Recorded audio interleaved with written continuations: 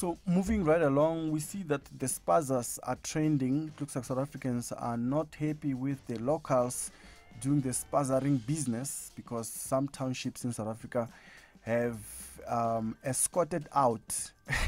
I'm using the word escorted out carefully, very carefully. They actually blocked a lot of Spazas that are operated by foreign nationals, especially those that are headed by Pakistanis and Somalis. Lots of Spaza shops in different townships in South Africa were closed in previous months because of food poisoning that affected a lot of children. Some children died, and locals out there were up in arms saying, no, we are closing all the Spaza shops, and they did close the Spaza shops. And then those local South Africans that stepped in to try to sell some goods to the locals, it looks like they didn't do enough job, because now the locals are crying out to say, no, we want our Pakistani guys back. We want our Myfriends back to operate, because we can't even get small things from these new Spaza shops that have just been mushrooming, that are operated by local South Africans. It looks like local South Africans are not able to keep up with the pace, with the need, with the demands of what the Spaza shops were able to deliver in the townships. So they want their Myfriends back so that they can get all whatever they need. Listen in. Uthola yonke. Emakuleni sithola everything. La kulama shop manje at least besithi sifuna ukubonanyana noma kamakula loka njengoba amakula loka ngekho kanje, but still kuyafana. Still kuyafana. Hardly into encane lo ifuna into encane kwa Colgate ayikho. You understand? Ayikho yamuza umama manje uthi no rocks, mina ngithi Colgate ayikho. Ilo ntuzana into egcobisa inwele, i-moisturizer egcobisa inwele ayikho.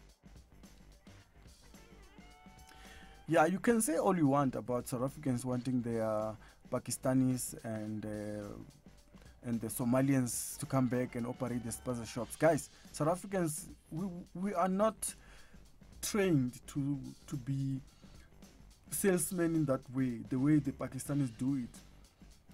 Because the way the Pakistanis do it, they do it in a way that is, when you go to their Spazas, you find anything from rolling paper, cigarettes, shampoo. You find all those things. Colgate, toothpaste, ne? It's not Colgate, guys. It's toothpaste. All these things, you find it in these Spaza shops that are operated by the Pakistanis. If you want acha, they even sell magwinya these days. I wouldn't advise anyone to buy there, especially magwinya. But all the things like perfumes, they sell all these things, gadgets, they're there. You don't even have to go to the mall if you have a Spaza shop at a corner that is operated by Pakistan or Somalis. Those guys, they know the business. They know where to get all the goods that the township, the people in the township want, and they do a good service. It's just that unfortunately, when they try to sell food, this is where we have problems. I think maybe the government should intervene and bar them from selling food beverages and food and all these things. That's why we have issues with them.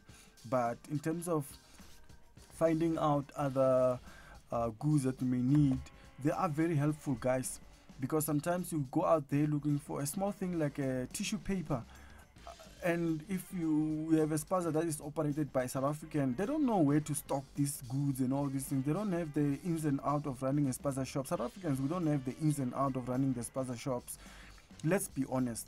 Yes, back then our grandfathers, the grandfathers that used to operate those old shops, they had their own way to do it, but the terrain has changed, guys. The terrain has changed. Maybe we need to force Pakistanis to teach us how to run these Spaza shops, because it looks like South Africans are failing in terms of running the Spaza shops. I'm not saying that they're bad, but it just looks like they're failing as far as what we are hearing is concerned. So hey, Abo, my friend, you guys are wanted back in the townships.